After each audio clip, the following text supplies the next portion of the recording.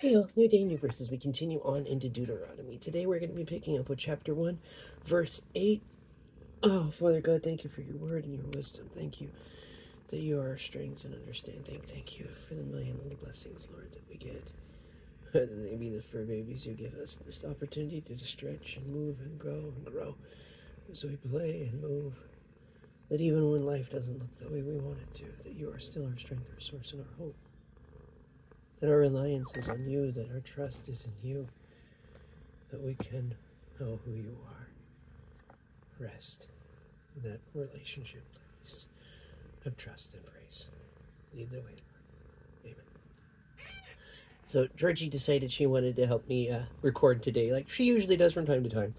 But considering the slightly heavy nature of it, kind of thought it would be fun to have the fur baby distraction. Because this verse is a little bit heavy to me, and well, let's dig into it, have some fun. All the mitzvah I am giving you today are to take care, you are to take care to obey, so that you will live, increase your numbers, enter and take possession of the land Yahweh swore about your ancestors. I was looking at it, sometimes you're looking through your notes and you're like, oh, why was I doing it this way? And you read it, it hits you again. It's like, oh yeah, why just the one? Because this is legalism in its poorest form, in a nutshell, that needs to be dealt with.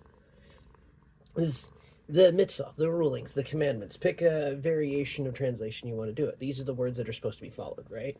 And not just the 10 words that Moses harkens back to at the beginning of it, like we've gone to before with the 10 commandments, 10 words, but actually digging into the next 613, a reminder of the entire story. From those moments of 10 wonders to 10 words, all the way through the wilderness of complaining and bitching, with the groaning and complaining and anything, but reminding themselves of what they'd seen. 11 opportunities. 10 of them they were there for. The 11th was the stick. And yet, do any of them hold to it? The story, how often we forget. Those moments of, God, I need you to pull me out of this. Oh, I'm no longer in it. Okay, thanks. I don't need you anymore. Treating the creator of the universe like a genie in a bottle instead of having a beautiful relationship. And that's why I like words like these. Because that's the key idea, isn't it? Relationship. Abraham was declared worthy by faith, right? Righteous by faith. And it was literally a promise. It started with, okay, I'm going to see you. It's nobody, random, wandering me. Yeah, we know your family line, but you're essentially a nobody. And this nobody, I'm going to turn into a massive nation.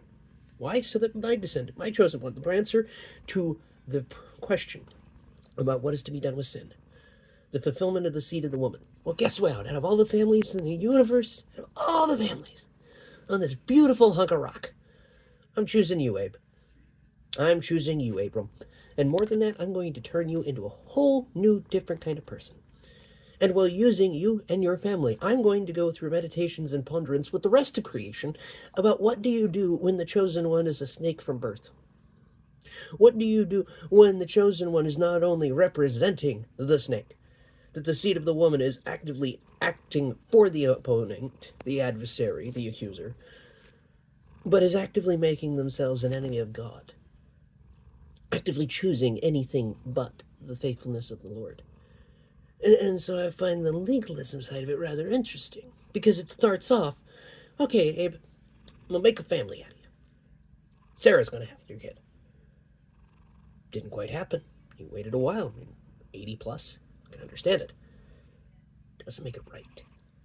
Just means I can understand it. And in an action of desperation, fear, and flesh, Hagar was abused. A woman whose name, the Immigrant, was turned into a piece of property. And in one foul action, was reduced to a womb with feet, instead of the image bearer of God that she was from birth. Taken from Egypt because Abe decided to lie instead of trust in the first place. Go check out the Abe playlist. We had some fun with this one. Taking into it even still more. So the response that God has to Abraham. All right, you used it, you abused it, I'm going to take the tip. And circumcision is given as a sign of the covenant, as a saying that says, hey, no, this is where you're marked. Could have just been by faith. Could have just been by trust, but nope. Because that wasn't good enough, we're going to go to legalism. Here's your contract. But I know you can't do it, Abe. So we're going to do a Near Eastern style contract. We're going to split the animals in half. We're going to go down the center. But I know you can't do it. More than that, I know you won't. So you're going into a deep sleep, and I'm going to pass through it myself, so that the whole world who ponders this will know that the God of Abraham, Isaac, and Jacob, the fulfillment of it in Jesus, the Messiah, is God himself saying, I know you can't, so I will. Whether it's in Genesis to start the story off or the fulfillment in the New Testament Gospels, the story remains the same. We can't, so he did. And the sorrowed part is the legalism chosen. Whether it was the snip tip that Abraham got, the 613 that Israel got. And if we dig into the story, I invite you to, please, seriously, every chance you get, ponder these words because they are amazing, and every genre is in here.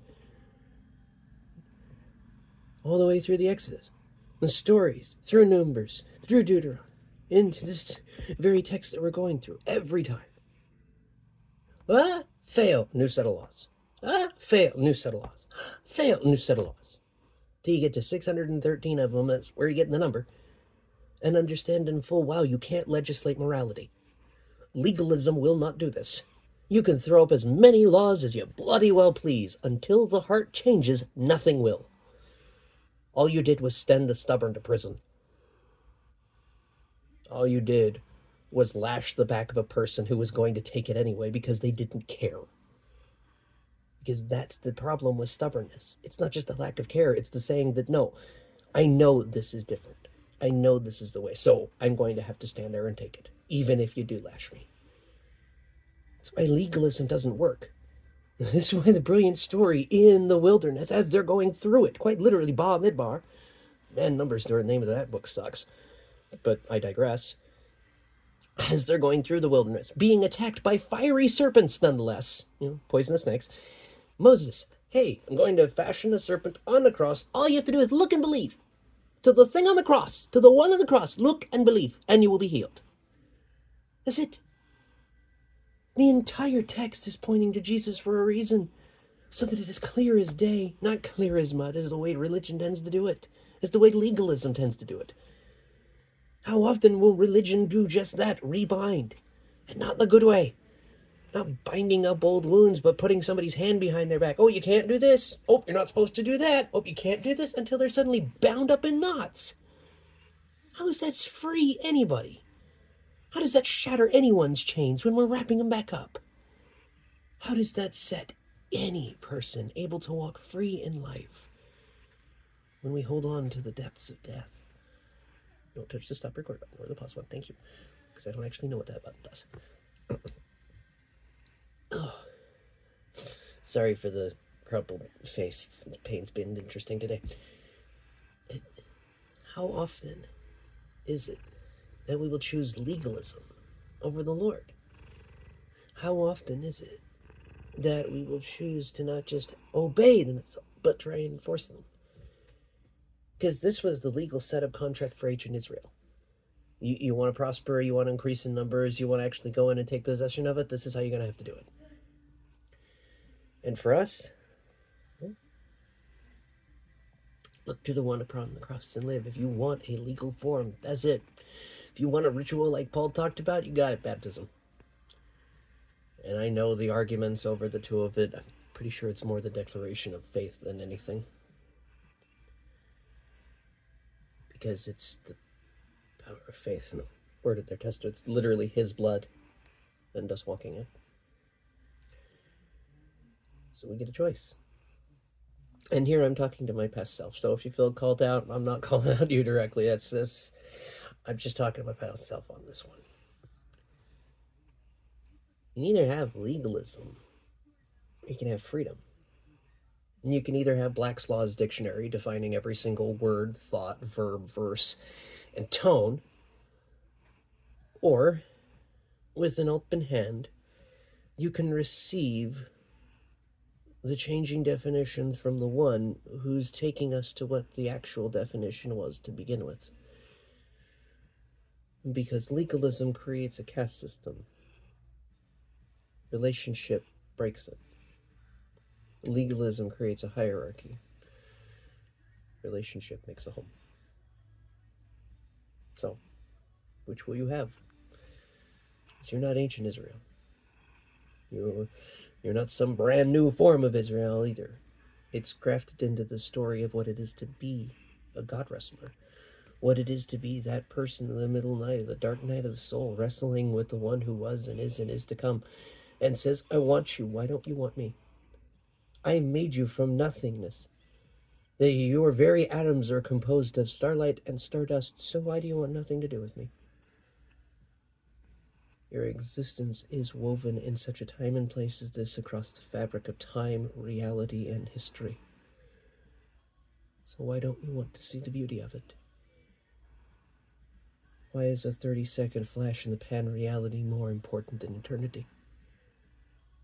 Why is being king of a decrepit Ashley Hill more important than standing with the one who is first among equals at the very end? And he will always be our king. That very image there, when God himself is saying, guys, the point isn't the hierarchy. The point is to go all the way back to Genesis. And they walk together in the garden, in the still of the day, cultivating, playing, using their muchness, a new creation, which is the fulfillment and culmination of day 7. The crescendo given before the first problem even arose, in the form of that dastardly snake. And even that answered, so what's it going to be? Keep every one of them itself to a form of legalism that none could do, especially when there's not enough laws in here to create a functional constitution. Not without some really fun mental gymnastics. Just taking it by base value, there's not enough. So what's it going to be? Legalism that leaves you floundering? Or a relationship that ponders, don't muzzle an ox with treading. Don't go over your fields a second time. Don't mix the grains.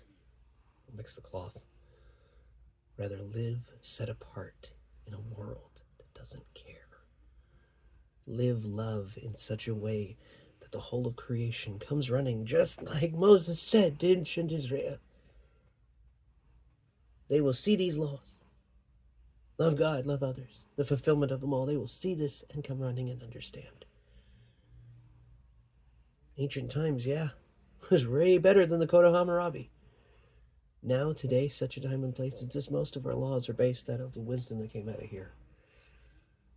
So why do we run away from it?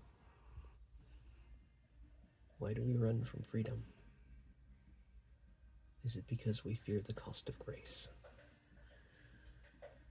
No, I once did. Once upon a when, I was terrified to love others because I was so hurt there wasn't anything but hurt to give. Any shred of it I had to hold on to, because what happens when the smoldering core goes out? Try and hold on to legalism, it will. Simply because there's nothing actually living feeding the flame. There's no breath of air. So I would Joe from conference to thing or what have you, just trying to get in on the air instead of really breathing for myself. And that started with one word. One act of love that goes beyond understanding. Well, it appeared this one wants to watch some cat videos because she keeps trying to paw herself again. So I'm going to pop off before this recording has to get redone because this one's being helpful. May his favor be upon you. Know that you're loved. God willing, I'll see you then. Know that you don't have to choose legalism, especially when the fulfillment of the law is him. And the core of it remains the same as in Amos. Seek the Lord and live. May his favor be upon you. Know that you're loved. God willing, I'll see you then.